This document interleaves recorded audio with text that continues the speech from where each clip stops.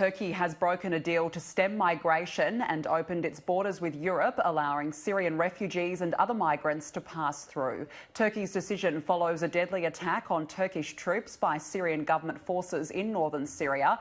At least 33 Turkish soldiers were killed in a bombardment in Idlib. Joining me now live is former Pentagon Advisor and a commander in the US Navy Reserve, Jason Israel. Jason, good to see you. Thank you so much for your time this afternoon. Thanks for having me, and I always appreciate you mentioning my Navy Reserve affiliation. As a reminder, as I'm not on duty, these views are my own. Absolutely. Now, Jason, in terms of this, are we heading for a proxy war? I mean, could this now boil beyond the borders? We're definitely looking at proxy activity between Russia supporting the Syrian government and Turkey supporting the anti-Assad forces that are still in Idlib, in that province. Just to draw a little perspective here, pre-war, the Syrian population was about that of Australia, about 22, 23 million. We've seen 5 or 6 million of them become refugees, to Syria now having a population of 18 million. So Turkey has about 3 or 4 million of those refugees on its border or within its country. It did have agreements previously with the EU that it would prevent those refugees from going over. So what you're seeing is Turkey taking a very different tack right now because they recognize that as a NATO ally, they might need to draw in more NATO influence and more NATO cooperation on this force. So that's one thing to look out for is since Turkey was attacked, and it could be said that it was attacked by Russian forces, that Turkey may declare that they've been attacked. And of course, within the NATO construct, a requirement for NATO to respond if one of its members has been attacked could be invoked this week. So something to look out for. If Turkey does declare war on Syria proper, as you said, a Russian ally, are we looking at a potentially massive conflict here?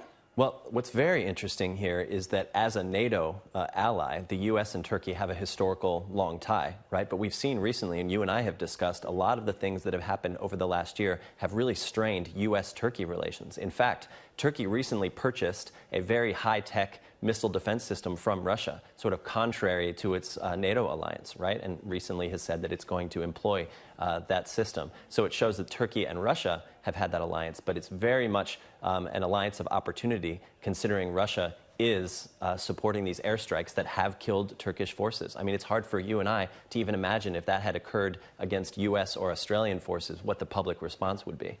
Can you give us a bit of an idea of who exactly is in Idlib province itself? Do you think that it has been miscategorised as just being rebels? That's a great question, because we would consider rebels anybody that's sort of against the current government, right? So what I use is the term the anti-Assad forces, those that don't view Assad as a legitimate government or would like to overthrow that government. But because it has backing and had until recently backing of the United States, just calling it a rebel force is actually not entirely true. But it also has a lot of people that may have been jihadists that were fighting in the region as well. And of course you have forces that align with Turkey that are there as well, that Turkey is trying to support to prevent more refugees beyond that 3 and 4 million to come in. So it's quite a group. And anybody that's maintained, it says that they are actually able to sort of control all of those groups at any given time. It's just not accurate. Let's move on now. The US and the Taliban, they signed a very historic peace agreement this weekend.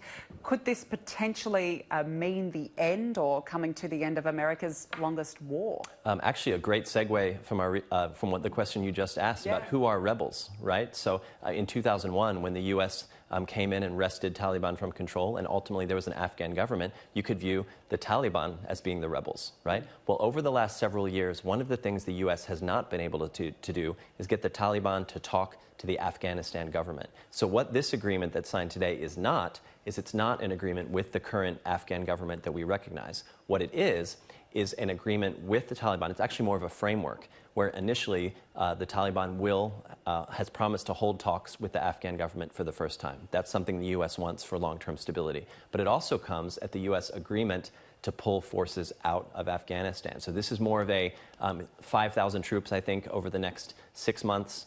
And then all of the troops over the next 14 months, I believe, is the timeline. Now, the Taliban has to meet very specific criteria, including ensuring that al-Qaeda and other terrorist groups are not able to operate within Afghanistan. So there's a lot of ifs. But to answer your initial question, yes, this is a potential step forward. And I think that even the title of the agreement, which is the Bringing Peace to Afghanistan Agreement, meaning that this is not peace, but it recognizes that it's possible that it could. I'll just mention one thing back home in Washington, D.C., is that there are a lot of people that are coming out and saying that President Trump shouldn't legitimize the Taliban by holding an agreement with them. But of course, that's very mixed. Some other sides said we had no other course of action, but because the Taliban does control a vast portion of Afghanistan right now. We'll be watching that one very closely, no doubt. Now, this week marks a significant milestone, the 50th anniversary of the Nuclear Non-Proliferation Treaty. Right.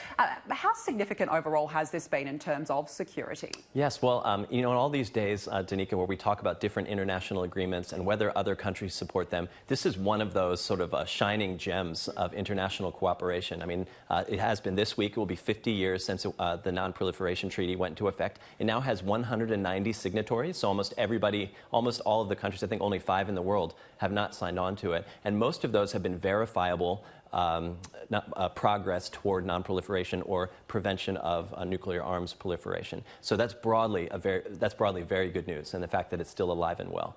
So we've talked about different things before. Some things are challenging right now, the non-proliferation regime. So the U.S. and Russia pulled out of an agreement last year that was called the Intermediate Range Nuclear Forces Treaty. That covered control over any weapon that could be fired between about 300 and 3,000 miles.